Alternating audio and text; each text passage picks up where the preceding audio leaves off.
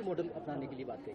नहीं, देखिए, मैं इस बात के लिए स्वागत करता हूं। सरकार अगर ऐसा सोच रही है, ऐसा कर रही है, अगर तो सोच ही रही है तो मुझे कुछ नहीं कहना। अगर करने की बात है तो स्वागत है। मैं इतना जरूर कहना चाहता हूं कि ये स्ट्रीट वेंडर की पॉलिसी पहले से ही थी, यहां पर एग्जिस्ट करती थी, हमने इसको लागू किया था, लेकिन कांग्रेस की गवर्नमेंट आने के बाद इस पर अमल बंद कर दिया था। और आज हम हिमाचल प्रदेश में महसूस कर रहे हैं कि इसकी आवश्यकता है। उनके मंत्री ही कह रहे हैं और मैं उम्मीद करता हूं जो मंत्री ने कहा वो उस पर कायम रहेंगे। उनको ऊपर दबाव आएगा, मैं इस बात से सहमत हूं, क्योंकि इससे पहले भी एक मंत्री ने विधानसभा के अंदर बहुत कुछ बोला था, लेकिन दबाव आया, उसके बाद वो बदल गए। और मैं उम्मीद करता हूं कि विक्रमादित्य जी अपनी बात पर अडिग रहेंगे। और जो स्ट्रीट वेंडर की जो वेरिफिकेशन और रजिस्ट्रेशन का उन्होंने जिक्र किया है, इस कदम का हम स्वागत करते हैं। ये हम कर ही रहे थे, पहले से कर रहे थे, लेकिन अब लागू करने की दृष्टि से वो और आगे बढ़ने की बात कह रहे हैं कि यूपी की तर्ज पर, योगी जी की तर्ज पर जो है इसको लागू करने की बात कही है, तो हम स्वागत करते हैं। देखिए, स्वाभाविक रूप से इस बात को हम इतना जरूर कहना चाहते हैं कि जो घटना घटित हुई है उसको हैंडल करना स्टेट गवर्नमेंट का दायित्व था, नहीं कर पाई। और दूसरी बात, ये विषय अब जनभावनाओं से जुड़ा, इसको एक आप अवैध निर्माण या एक आप अनऑथराइज कंस्ट्रक्शन के रूप में ही देखें, वो उचित नहीं होगा।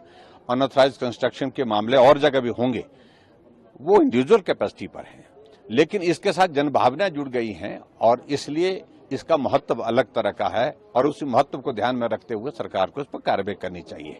और मुझे इस बात का अफसोस है कि एक पार्टी जो ओवैसी की पार्टी है, जो एक समुदाय की पार्टी, उस पक्ष को रखने वाली पार्टी जिसका कह सकते हैं हम, उनका एक प्रतिनिधि, उनका एक नेता शिमला आते हैं और उस मस्जिद जो बंद करके रखी है, सीज करके रखी है, उसके अंदर जाते हैं। कौन उनको लेकर के गया, किसने वहां पर वीडियोग्राफी की, और वीडियोग्राफी के दौरान वो कहते हैं जाकर के कि इस भवन से ऊंचा तो वो सामने वाला भवन है, किसी का प्राइवेट मकान जो है सामने था, और वो मकान संभवतः लीगल तरीके से परमिशंस के मिलने के बाद बना हुआ है, उसको कह रहे हैं कि इसको भी तोड़ना चाहिए।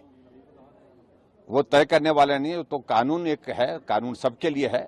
हम सिर्फ इतना कहना चाह रहे हैं कि जिस तरह का बयान उन्होंने दिया उससे सौहार्द जो है और भी ज्यादा खराब हुआ है, और हम यही कह रहे हैं कि इस तरह की बयानबाजी से उनको बचना चाहिए। और जो लोग उनको लेकर के आए, वहां पर पहुंचाया, उनके खिलाफ भी कार्रवाई होनी चाहिए और उनके खिलाफ एफआईआर दर्ज हुई है। लेकिन इतना ही नहीं, उसमें मुझे लगता है कि कार्रवाई की दिशा में आगे बढ़ना चाहिए। कुछ दल यहाँ पे सद्भावना मार्च की बात कर रहे हैं, कल काफी मात्रा में लोगों को कॉल की गई है, क्या? चलो, सद्भावना करने की बात तो उसमें हम कुछ नहीं कहना चाह रहे हैं, लेकिन जिस तरह का ज्ञान बांट रहे हैं, मैं खासतौर से उस विचारधारा की बात कर रहा हूं, कम्युनिस्ट विचारधारा की।